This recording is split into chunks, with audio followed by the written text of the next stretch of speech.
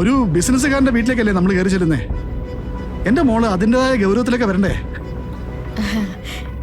ഈ വേഷത്തിനെ ഒരു കുഴപ്പമില്ല, അച്ഛൻ ചുമ്മാ പറയാം. അതെ സാറേ, ഈ വേഷം കൃഷ്ണയ്ക്ക് നന്നായിട്ട് ചേരുന്നുണ്ട്. അങ്ങനൊന്നും പറയല മോളിക്കുട്ടി, എന്റെ കൊച്ചിന്റെ ഐശ്വര്യം മൊത്തം പോയി.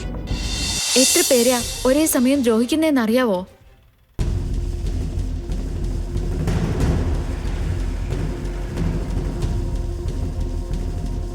എന്താണ് രണ്ടാളുടെ ദുബായ് മാമന്റെ അടുത്ത് വന്ന് നിൽക്കണോ? എന്താടാ ദുബായ്, താനും കൂടുന്നോ ഞങ്ങളുടെ കൂടെ? ഇല്ല സാറേ, ഞാൻ എന്തായാലും ഇല്ല. എന്നാ പിന്നെ പെൺപടകൾ വന്ന് വണ്ടി കയറാം, നമുക്ക് പോവാം. അച്ഛാ ഒരു കാര്യം. എന്താ മോളെ?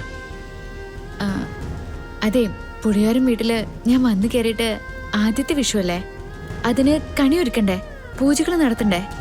അപ്പോ ഞാനിവിടെ നിന്നല്ലേ പറ്റൂ. ഇത് കേട്ടാ ഞാൻ തനിച്ചു പോകുന്നാണോ കരുതിയത്? പോകുന്നെങ്കിൽ നമ്മൾ ഒരുമിച്ച്, ഇല്ലെങ്കിൽ നമ്മൾ പോകുന്നില്ല. ആ പ്രോപ്പർട്ടിക്ക് കച്ചവടമില്ല. ചെല്ലുമോളെ. കടി ഒരുക്കുന്നതിനെ കുറിച്ചോ പൂജാ സ്ഥാനങ്ങളെ കുറിച്ചോ മോള് ചിന്തിക്കുകയേ വേണ്ട.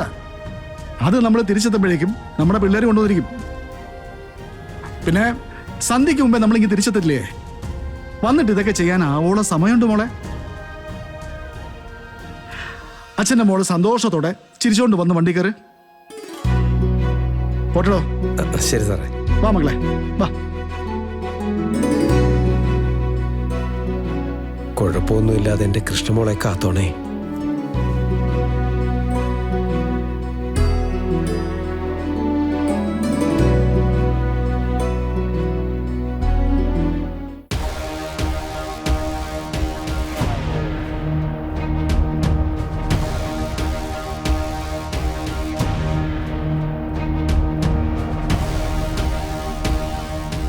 ഗാഥ, എന്താ?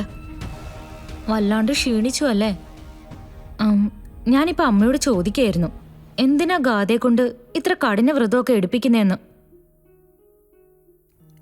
നാഗങ്ങൾക്കുള്ള പൂജയൊക്കെ കഴിഞ്ഞല്ലേ, എല്ലാം വിജയകരമായിട്ട് പൂർത്തിയാക്കിയെന്ന് പൂജാരി പറയുകയും ചെയ്തു.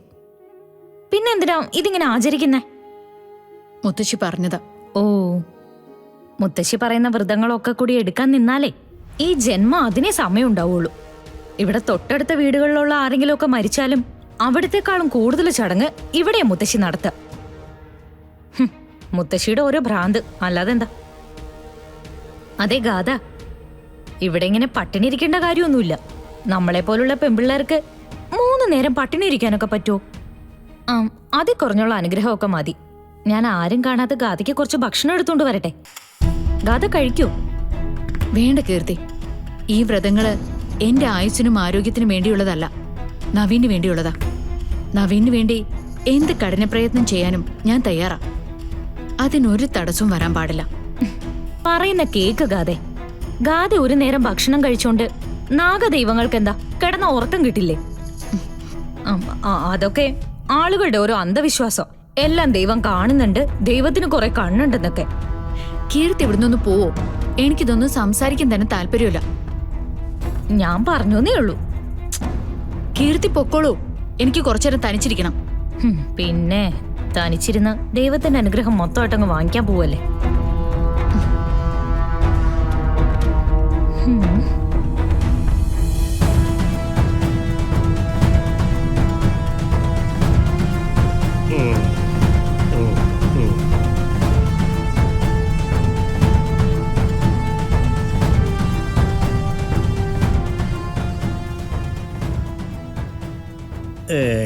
ഏറ്റില്ല അല്ലേ മോളെ? സാധാരണ ഈ ചടങ്ങുകളൊക്കെ നിന്റെ അമ്മയാണല്ലോ ചെയ്യുന്നത്. വ്രതം മുടക്കാൻ ശ്രമിക്കുക, അതിന്റെ പേരിൽ ആട്ടും തുപ്പ ഏൽക്കുക. ഇന്നെന്താ നീ തന്നെ ഇതെല്ലാം ഏറ്റെടുത്തത്? കാരണം എന്താണെന്ന് അച്ഛൻ അറിഞ്ഞൂടെ? ഈ പൂജ കൂടി അവള് നന്നായിട്ട് നടത്തിയാലേ അതോടെ നവീന്റെ അവളുടെ ബന്ധം ഉറയ്ക്കും. പിന്നെ ഞാൻ കാത്തിരിക്കുന്ന എന്തിനാ? അല്ലെങ്കിൽ നീ കാത്തിരുന്നിട്ട് ഒരു കാര്യവുമില്ല. അച്ഛൻ എന്നെ കുറ്റപ്പെടുത്താൻ നിൽക്കാതെ അവളുടെ വ്രതം മുടക്കാൻ എന്തെങ്കിലും മാർഗം ഉണ്ടെങ്കിൽ അത് പറഞ്ഞതാ. അതെ, നിന്റെ അമ്മ ഈ പ്രായത്തിൽ വേറെ ഒരു കല്യാണം കഴിക്കുമെന്ന് നിനക്ക് തോന്നുന്നുണ്ടോ?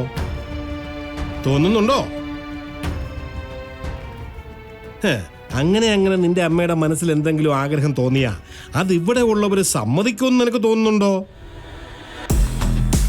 എടി മോളെ, ഇതുവരെ കിട്ടിയൊന്നും പോരെ. ഗാഥയുടെ വ്രതം മുടക്കാനെന്നും പറഞ്ഞ് ആ വഴിക്ക് ചെന്നാ അവരെല്ലാരും കൂടി എന്നെ തല്ലിക്കൊല്ലും. അതിനുശേഷമുള്ള അവസ്ഥയെക്കുറിച്ചാണ് ഞാൻ ഈ പറഞ്ഞത്. മനസ്സിലായ? വെറുതെ എന്തിനാടി നിന്റെ അമ്മയെ നീ വെള്ളസാരി കൊടുത്ത് നടത്തിക്കാൻ ശ്രമിക്കുന്നേ? എന്ന് പറഞ്ഞ അച്ഛന്റെ മനസ്സിൽ പുതിയ ഒരാശയവും ഇല്ല അല്ലേ? നിത്യേന പുതിയ ആശയങ്ങൾ അടിച്ചടക്കുന്ന ഫാക്ടറിയല്ലേ ഞാൻ. ഒന്നാമതായിട്ടൊരു കാര്യം, ഈ ദുഷ്ട ചിന്താഗതികളൊന്നും എന്റെ 7 അയലത്തൂടി വരത്തില്ല. അതിന്റെ മൊത്തം ഹോൾസെയില് നിന്റെ അമ്മ ഏറ്റെടുത്തിരിക്കുകയല്ലേ. നീ ചെന്ന് ചോദിക്ക്, ബുദ്ധി അമ്മ പറഞ്ഞു തരും. ചെല്ല്. പക്ഷെ അതിന്റെ പേരിൽ എന്തെങ്കിലും കിട്ടുമ്പോ അച്ഛന്റെ വീതമൊന്നും പറഞ്ഞ് എനിക്ക് തരാൻ നിൽക്കരുത്. രണ്ടുപേരും കൂടി അനുഭവിച്ചോളണം. അച്ഛൻ എന്നോടും അമ്മയോടും ഒരു സ്നേഹവും ഇല്ല. അമ്മ മുമ്പ് ആശുപത്രി കിടന്നപ്പോ അത് ഞാൻ കണ്ടതാണ്. എന്നെ കൊണ്ടൊന്നും പറയിപ്പിക്കണ്ട. അമ്മയ്ക്ക് പകരം വേറെ ആളെ നോക്കിയ കാര്യം ഞാൻ ഇതുവരെ അമ്മയോട് പറഞ്ഞിട്ടില്ല. എന്ന് വെച്ചാ നീ ഇപ്പൊ ചെന്ന് പറയാൻ പോവാണെന്നാ? എന്റെ ദൈവമേ, നീ ഒറ്റപ്പെട്ടു പോരെന്ന് കരുതിയിട്ടാ അന്ന് ഞാൻ അങ്ങനെ പറഞ്ഞത്. ഇപ്പൊ എന്തേ അതും എടുത്തു പിടിച്ചോണ്ട് എന്റെ തലയിലോട്ട് കയറാൻ വന്നിരിക്കുന്നു. എന്റെ ഗതി കിടന്നല്ലാതെ ഞാൻ എന്ത് പറയാനാണ്? പൊന്നോളെ, നീ പറയല്ലേടി. ഞാൻ പറയും. അച്ഛൻ എന്നെ അമ്മയെ കളിയാക്കിയതല്ലേ, ഞാൻ ഉറപ്പായിട്ട് പറയും. സ്വന്തം മോളല്ലേ, എന്തായാലും അച്ഛനെ ചതിക്കാൻ പറ്റില്ല എന്ന് ഇവളുടെ കാര്യത്തിൽ ചിന്തിക്കാനേ പറ്റില്ല. ചതിക്കും. 10 മാസം കിടന്നത് നിർമ്മലയുടെ വയറ്റിലല്ലേ. ആ ഒരു ടച്ച് മാത്രം മതി ലോകത്തുള്ള സകല ദൂഷ്യങ്ങളും ഇവളിലേക്ക് കയറാൻ. ചെന്ന് പറയട്ടെ, കിട്ടുന്നത് വാങ്ങിക്കാം.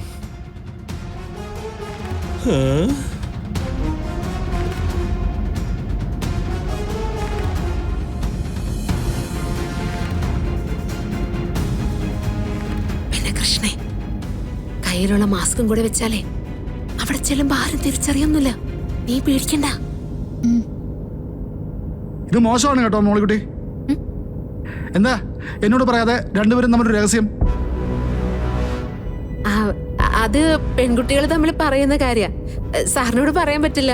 ഓ, എന്നാ ആയിക്കോട്ടെ ആയിക്കോട്ടെ.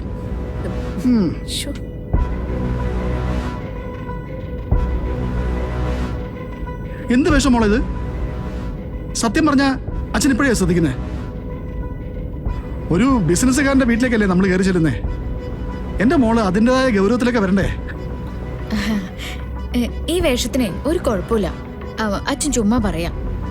അതെ സാറേ, ഈ വേഷം കൃഷ്ണയ്ക്ക് നന്നായിട്ട് ചേരുന്നുണ്ട്. അങ്ങനൊന്നും പറയല്ലേ മോളിക്കുട്ടി.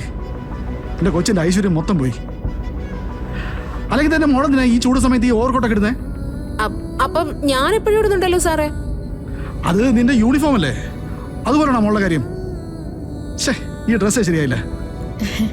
എന്തായാലും ഇപ്പൊ പുറപ്പെട്ടു പോയല്ലോ,